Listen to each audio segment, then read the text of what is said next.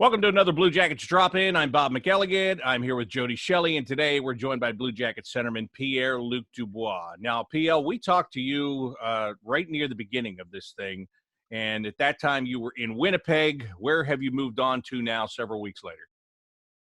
I'm in Montreal, in a city called Chateauguay. Work out in the backyard, try to do as best as we can, and it's been fun. What kind of workouts can you do in the backyard in Montreal at this point? What kind of a routine do you have? Well, it's right next to my gym, so my trainer he brought some equipment to us, make it easier for us. Sorry, a second, my dog's getting in the way. So we work out at around 10 in the morning. Me and him, kind of take each other's times and help each other out. So it's been, it is what it is. It's been fun though. Are you you're moving closer to back your training soon? Yeah, we don't necessarily know what's going on right now, but as soon as we can get something going, for sure we'll be back, and I'll be back. So right now it's just kind of a waiting game to see what's going on, and as soon as we get the green light to come back, we'll be right there. Now I see you on your I think it's Instagram. You're out there on rollerblades. Are you a big rollerblader? And are those new blades? And is that just something you picked up? Yeah, when I was a kid, I used to rollerblade a lot, and then maybe I haven't rollerbladed in maybe, let's say, 10 years, something like that. So, I saw everybody getting a pair, so Bauer sent me a pair, and ever since then, I go on walks every day with my dog rollerblading. I go everywhere kind of rollerblading. Why walk now that I have these? It's a lot faster. It's a lot more fun. So, I'm always on them every day. And it looks like your dog's enjoying that. Quick walks. Yeah, it's fun for him. It's 15 minutes, and he's out of it for 3 or 4 hours. So it's fun for him, fun for me. You haven't fallen on those, have you? No, not yet. There's no brakes to them, so it's a little hard. But you gotta kind of tight turn to slow your speed down. But when you have a dog pulling you, it's not the easiest thing. Now, we used to jump on the snowbanks to stop. Is there any snow there in Montreal? Are you guys free from that? No, not anymore. No, maybe in Halifax, but not not here. What's it like there right now? Is it loosening up at all? Are you able to go out and do many things other than the workout stuff, or are you still kind of confined to being at home there?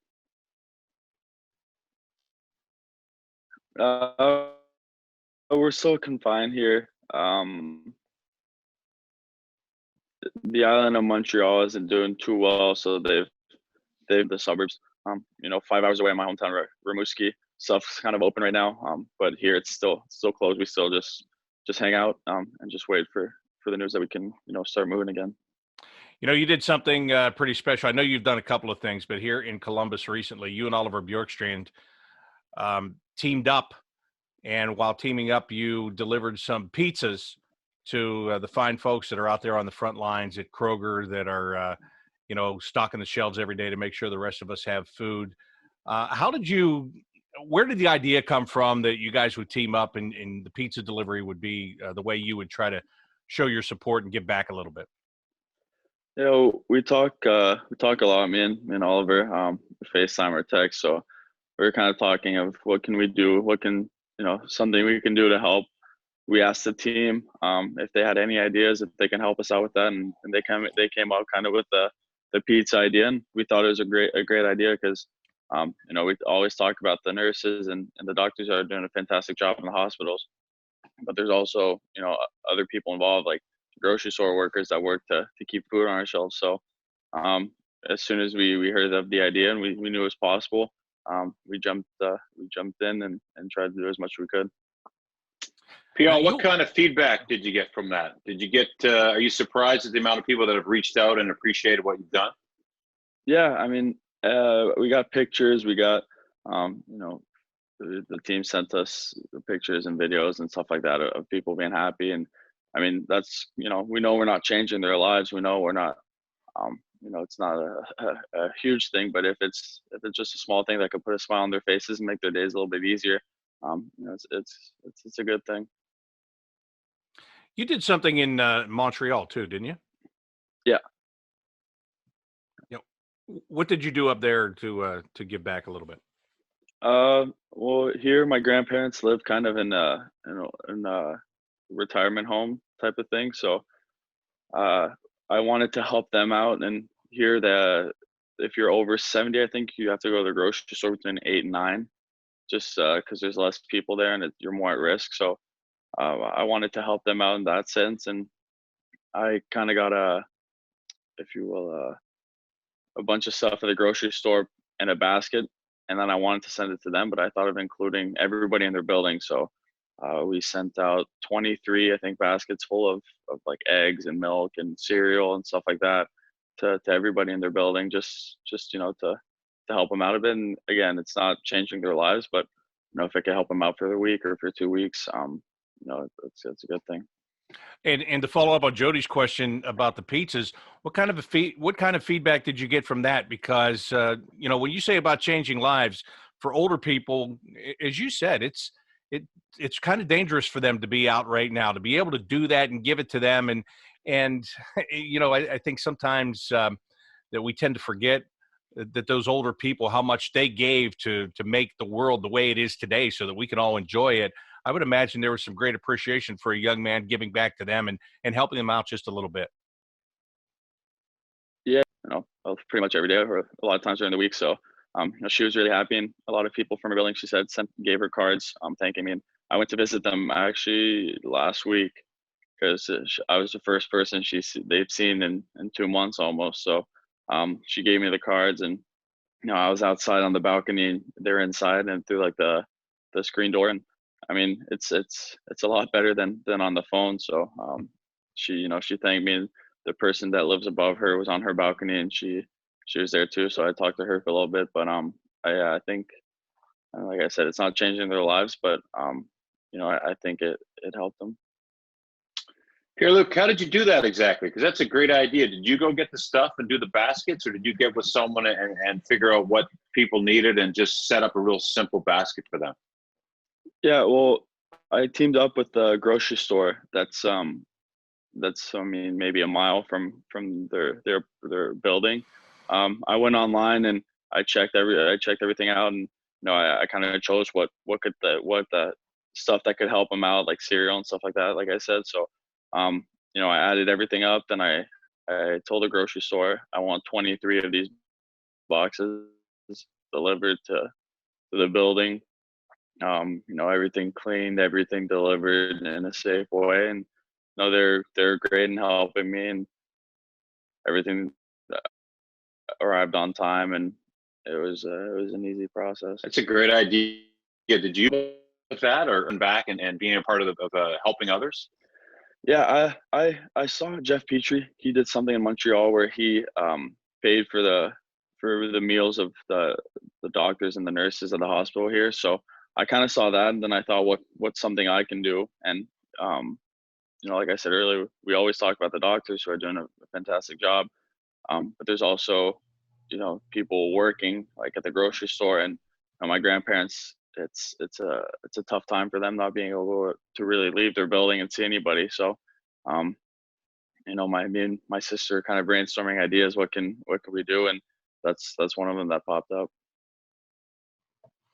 Yeah, great idea. Fantastic idea. So, you kind of mentioned this a little bit ago, not knowing, still in that not knowing phase, but are you getting any more information as a player? I mean, even to the extent of, do you have any idea when you might have to get back to Columbus and start to go through that whole process? And I don't know if you have to quarantine if you come across the Canadian border or however it's going to work, but are you getting any indications of that at all right now?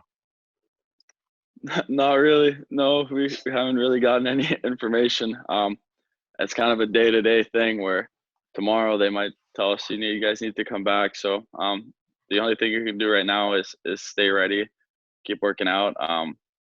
I mean, yeah, it's crazy.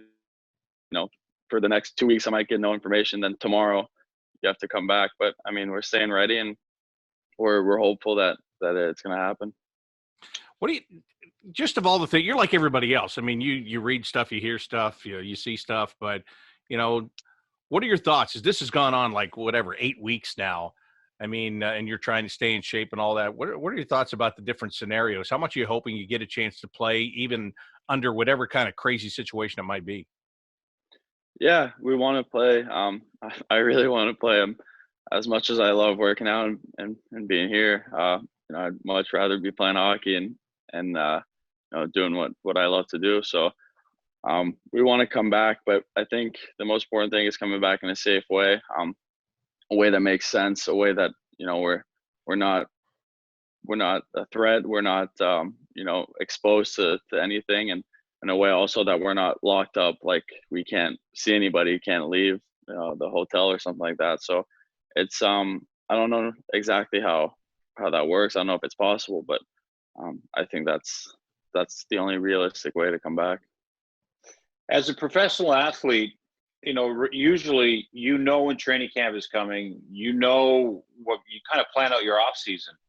And so you ramp things up towards training camp as far as skating and working harder and eating better. How hard is it right now to stay focused? Because, you don't really know if you're going to come back. You don't really know if you can really even just go to the grocery store safely to talk about basics. So how hard is it to stay focused when you work out in your backyard and say, yeah, this is for me to be ready to play another game soon in the NHL? Yeah, it's not easy, but it's I like working out, so it's never too hard to push me in the gym. And technically you could argue that this could be our off season right now, if all this didn't happen. So I would be in the gym anyway. And I think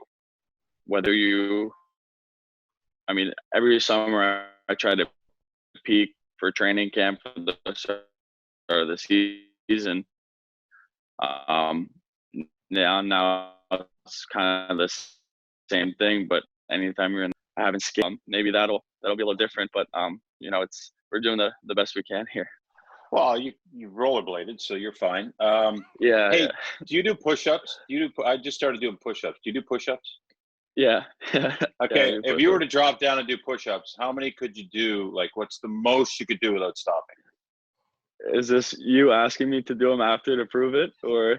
No, I wouldn't. I want your number. Like, what do you think? Unless you want to do them. No, I'm good. I have no idea. I've never tried like a one-time, maybe like 5 less than you, max. Oh no, I'm not very good. I could probably get 40 or 45. You could probably get 60. No. Not that's for sure. Maybe 50. I was gonna say 30 because I've never tried, but I mean maybe 40. I have no idea. So you're low number but power. You're a power guy. Yeah, exactly.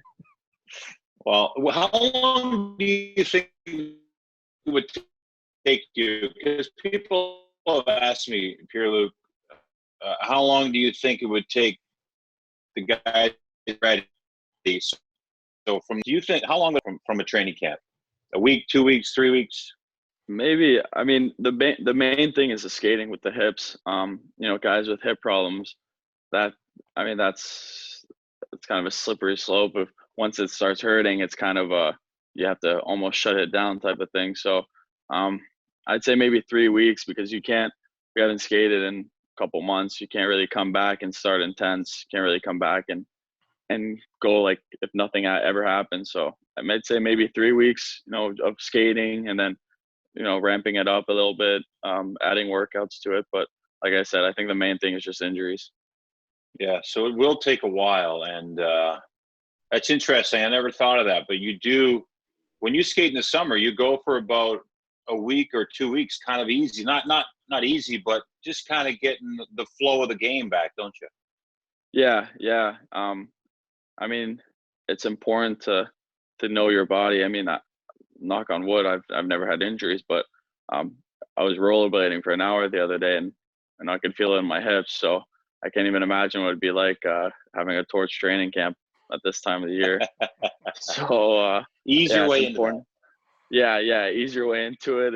And guys with hip problems, it's obviously a different story because they have to watch out even more. But start slow and then build up from there. Well, here's to hoping you have to worry about some kind of a training camp sometime soon, and that you can get back to work here. But in the meantime, enjoy your workouts. If you get a chance to see your grandparents again, enjoy that for sure. And thanks for all you did. I mean, those little gestures, they go a long way, and I'm sure the people are not going to forget about those. The people that you helped are not going to forget about that help anytime soon. So PL, thank you very much. We appreciate your time and best of luck. Hope to see you soon. Thank you.